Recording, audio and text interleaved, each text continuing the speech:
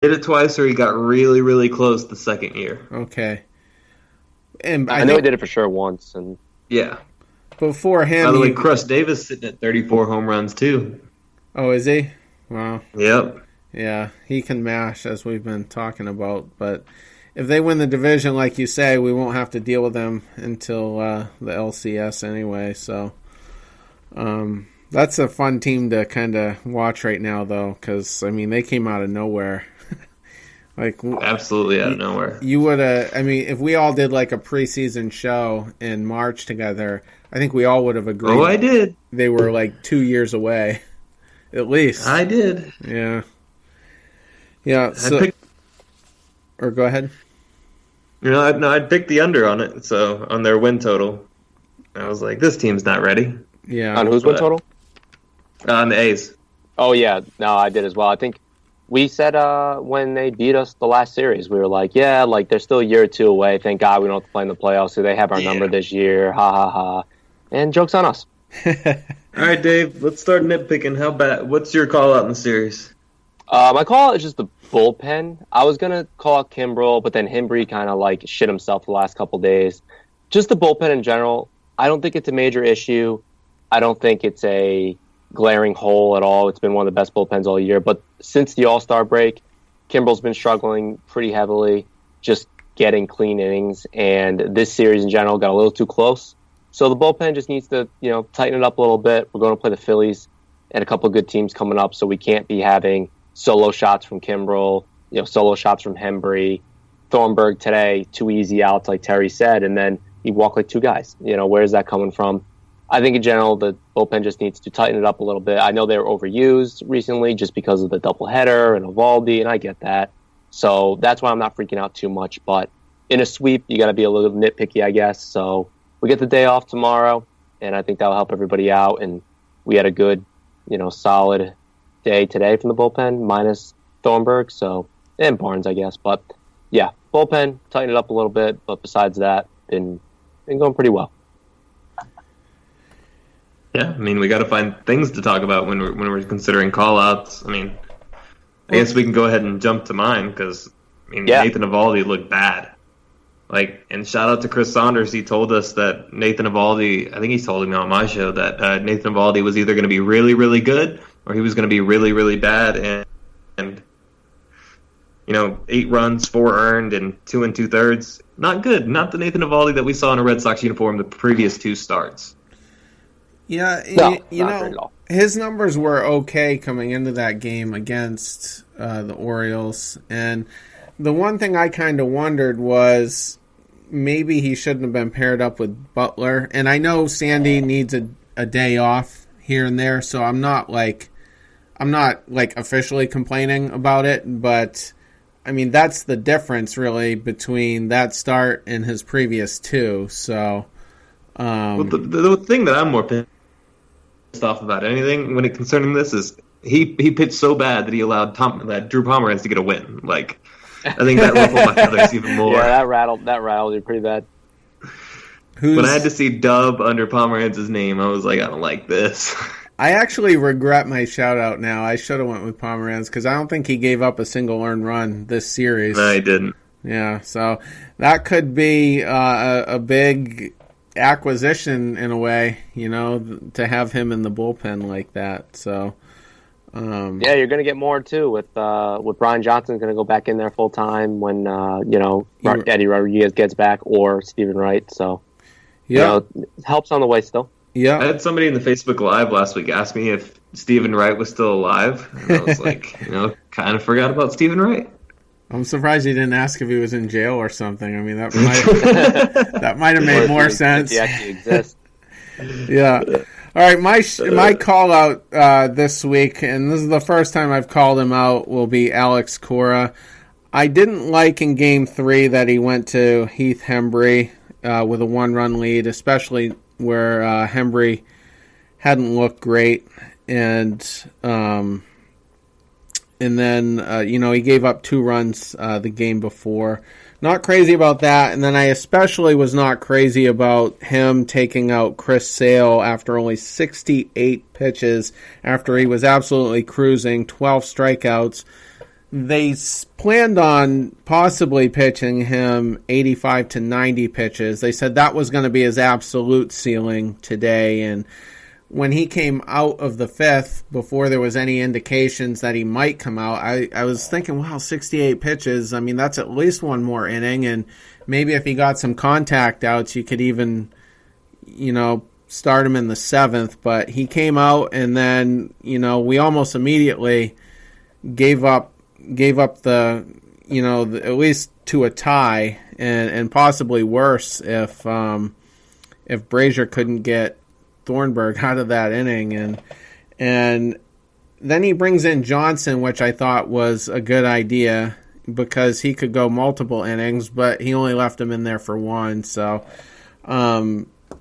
not a good couple of games for Cora as far as the bullpen management, and it was especially tricky though. I'll at least give him that because Eovaldi didn't last very long, had to be yanked after giving up 8 runs. And then the game 2 of the doubleheader, obviously, that game was going to be a bit of a challenge with Velazquez getting the start, but I thought it could have been handled a little bit better. So hopefully, with the off day and, and a normal schedule coming up, we might be able to, have a more conventional strategy, for lack of a better term, with the starter hopefully going at least 5 or 6 innings and certain guys, pitching within their previous roles. So, that's about it for shout outs and call outs. Hold on. I got a little mini shout out, okay? Because sure. I can't pick him every week. A little shout out to my boy Andrew Benintendi for finally getting that Benny bomb that we've been missing for a whole month. So there's that. You talking about the 3-run shot there? Yeah, I jumped around like a little child. Jumped around like a kid. I got a question for you, Austin. Which butt cheek is your I Love Benny tattoo going to go on? Gotta go the left one. Gotta go the left one. Well, he's a lefty, it's so sad. It's actually getting sad because once this player's weekend jersey gets here, right, he's gonna have a whole section of my closet, and it's a problem. I think there's 8 jerseys in there or something like that. Okay. Well, you guys have to make a sign or something. That way we'll see it. I got you. Yeah. Hey, can I give a shout out to a minor league player real quick? Yeah. Yes. So, 2-part shout out. One, Bobby Dalbec is now tied for the minor league home runs with 31 this year. He has hit 5 in 33 at bats in Portland since being called up. So a little prospect on the farm for us. Him and Chavez have been raking recently. And Toronto Blue Jays called up Thomas Pannone, left-handed relief pitcher. I grew up with Tom, and we're from the same hometown. We went to the same middle school. He went to a private boys' high school, Hendricken, where Rocco Baldelli went. And he just got called up and pitched his major league debut. So congrats to an old friend and someone that deserves it for sure. And I hope we see him for a long time out there, and I hope we hit home runs off you. But, hope you're there. There we go. Very good. Very good. So just getting into some of the series just in general, we can just kind of pick it apart right now. Not a lot to complain about offensively. I mean, maybe Leon has been quiet, but very stout defensively, though. I don't know. I mean, Nunez kind of turned it up lately. As you said, David Bradley as well. Yeah, both of them have been really good this last week or so. Yeah, here's a question, just kind of out of concern now. Devers has been scuffling a little. He came back with a home run in his first at-bat, and he's struggling with high fastballs again. And I just, as we're nearing the postseason, I'm just not seeing a ton of value having him start, because if we're gonna tolerate the fact that he is a little bit of a defensive liability, he has to at least be raking, I want to say.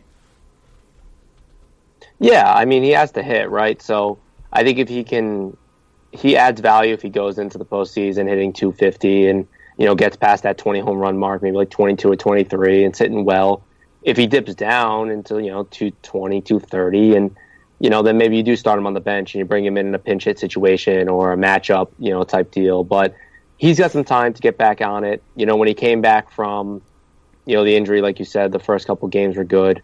And then, he started to slide the last three. And before that, he was pitching. He was actually hitting pretty well, too. Before he got hurt, he rose his average all the way up to 248 at one point. So right under 250. So I think if you can get him on track, he'll be fine. But it's not out of the question to say, hey, listen, you're not the best defensively. We know that. He's not, awful, but he's not, Gold Glover out there. And if he's batting 230, slumping going into the playoffs, I wouldn't be surprised if you saw, Nunez at third, Holt at second type deal, and maybe get him in there game 2 or game 3. But a little bit of concern, I guess. But I think, we'll see what he does against some good pitching coming up against the Phillies and just how he reacts to coming back and being on the wagon. He's only had like 11 at bats in August, so nothing too alarming yet, I guess.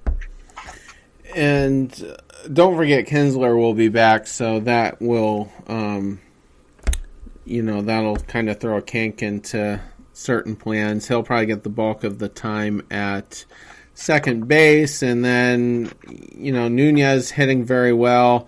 Holt kind of showed signs of life. Austin had been calling him out on previous shows. He was, 2 for 35 or something like that coming into this series. And he was like 1 for 30.